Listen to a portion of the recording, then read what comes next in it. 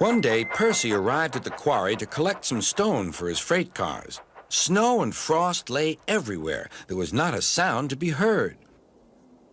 Percy ventured further. He found Mavis, the new diesel engine, resting in the shelter of some rocks. "Cheer up, Mavis," he whistled.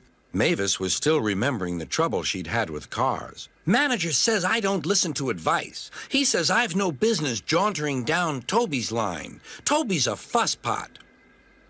"Toby has forgotten more about freight cars than you will ever know," replied Percy. "You must put the cars where he wants them. Then you'll be a really useful engine. Now, if you'll excuse me, I have to take these stones to the harbor." Mavis liked Percy, but she still wouldn't listen to his advice. "Why shouldn't I go on Toby's line?" The siding arrangements were awkward. To put the cars where Toby wanted them, Mavis had to make several journeys. She started making a plan.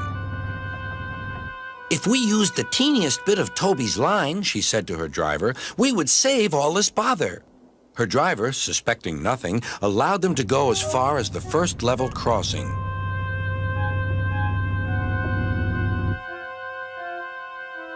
A few days later, the weather changed. As the snow melted, the quarry grew busy again.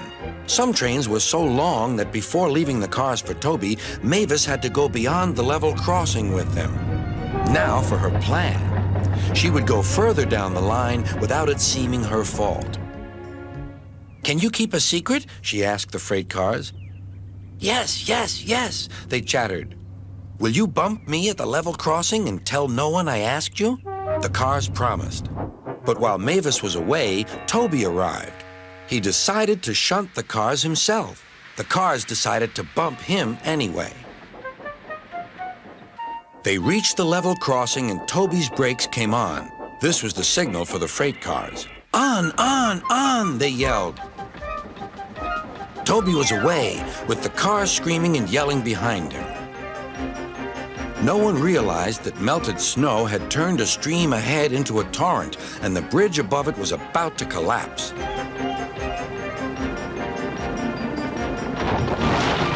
The rails were now like a tightrope across the thundering water. "Stop! Stop!" cried Toby.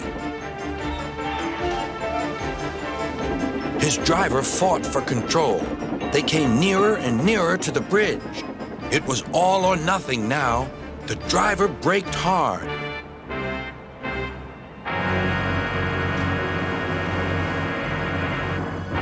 Toby stopped, still on the rails, but with his wheels treading the tightrope over the abyss.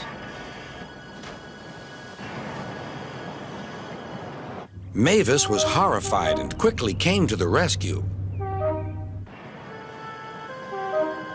Workmen anchored Toby with ropes while she pulled the freight cars away.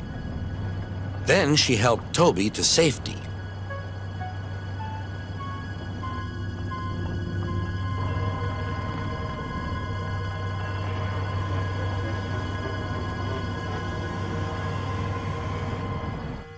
"I'm sorry about the cars," said Mavis. "I can't think how you managed to stop them in time." "Oh, well," said Toby, "my driver told me about circus people who walk tightropes, but I just didn't fancy doing it myself." Later, Sir Topham Hatt arrived.